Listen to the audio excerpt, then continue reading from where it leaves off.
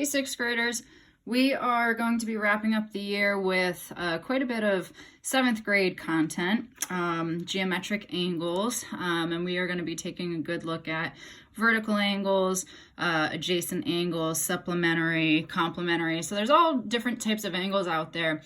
And this is actually a very fun unit in my opinion. I liked this a lot because there's a lot of really good algebra applications with all of these types of angles. So let's just jump right in. An angle is formed by two rays that share a common endpoint. We call that intersection the vertex. So where they meet is called the vertex. So here B would be the vertex, E would be the vertex right here, and H would be the vertex. And there's four major types of angles in general. And we definitely looked at this last year in fifth grade. In fact, I'm doing this right now with the fifth graders. So an acute angle is less than 90 degrees. So it's going to be a really tiny angle. Again, in here would be our vertex. An obtuse angle is greater than 90 degrees, comma, but less than 180 degrees. So it's really important that it's less than 180 degrees, because if it's equal to 180 or more than 180, you have surpassed a or a line, sorry. So an obtuse angle might look something like this. It's really wide, and again, there's a vertex. And a right angle is equal to 90 degrees. And hopefully you know what a right angle looks like by now. It's an L shape, and the symbol that we use to denote a right angle is that little box. So that is perfectly equivalent to 90 degrees. All right, and the last type of angle, or general type of angle, is what we call a straight angle or a linear pair, and that is equal, that's dying a little bit, equal to 180 degrees. So that is going to be a straight line that is 180 degrees. Okay, so let's go ahead and talk about how we can name angles. That's going to be really important because we need to be able to describe these angles and describe the relationships between them. So the type of this angle, this is definitely obtuse.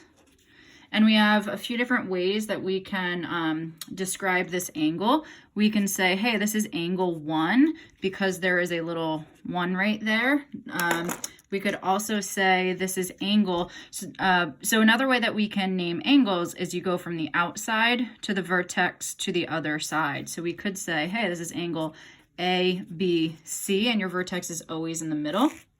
Or you could flip that around and you could say this is angle CBA, CBA. But you always have to work from one side to the middle, out to the other side. So let's take a look at another example. This is because of that little square. This is a right angle. And we can go ahead and call this angle 2 because there's a little number 2 right there. We could also say, hey, this is angle DEF.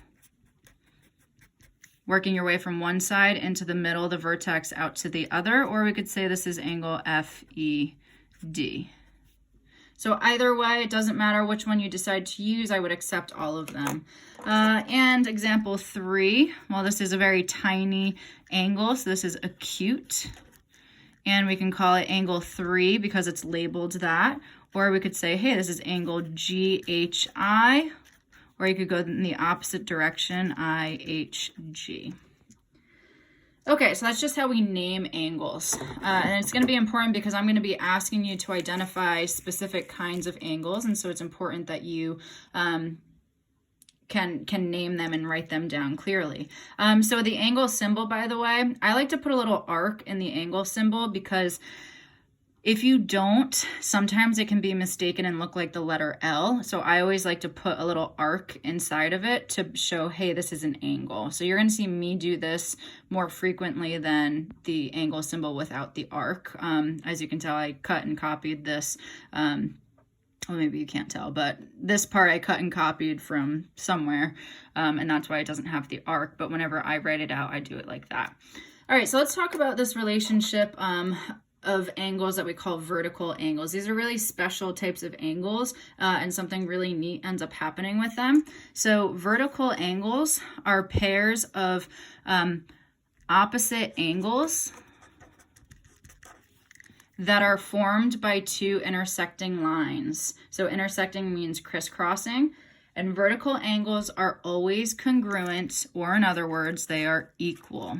So that's really important because I might be asking you, this is where I'm going to sprinkle in algebra, and the fact that they are going to be equal to one another is what helps you to solve for missing angles. So I have a couple of examples here.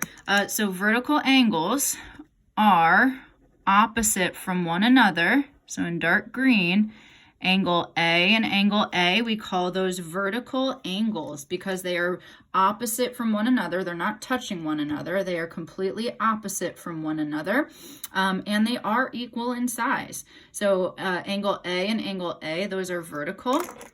And then angle B right here and angle B right here, these two are vertical. So the vertical means they are across from one another.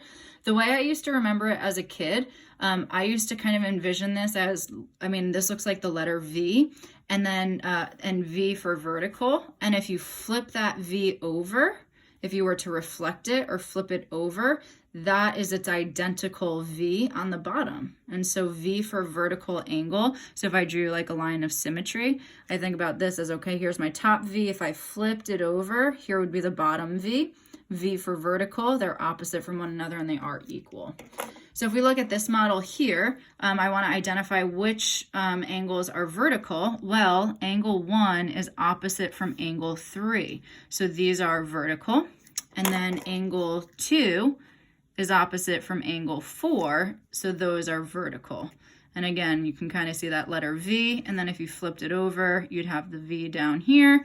And they're opposite from one another. They are vertical. And then what we can say about that, since we know they are congruent, the symbol for something being congruent is an equal sign with a squiggly on top. One year I had a kid say, Miss Gannon, that kind of looks like a toothbrush with some toothpaste on top. I thought that was kind of funny, so we used to call it our like toothpaste symbol. But anyways, so it's an equal sign with a squiggly on top. And we always use this when using geometry and when we're saying something is congruent to something else. And that means it's exactly the same size and measure. So what I would say, since 1 and 3 are vertical, I would say, okay, so 1 is congruent to 3. Angle 2 is congruent to angle 4.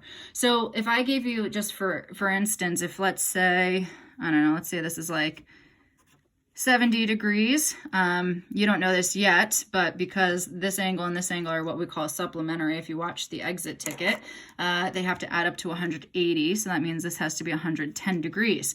So since if I gave you these two pieces of information, you could figure out what angle 1 and angle 4 are. So since 3 is congruent or equal to angle 1, I know that angle 1 would also be 70 degrees. And since angle 2 is congruent to angle 4, I know angle 4 also has to be 110 degrees. And we're going to do some more examples on the next page of the notes. I'm going to go ahead and stop it here because YouTube, it takes a really long time to upload if my videos are long. So this is part 1. Part 2 will be the next page of notes.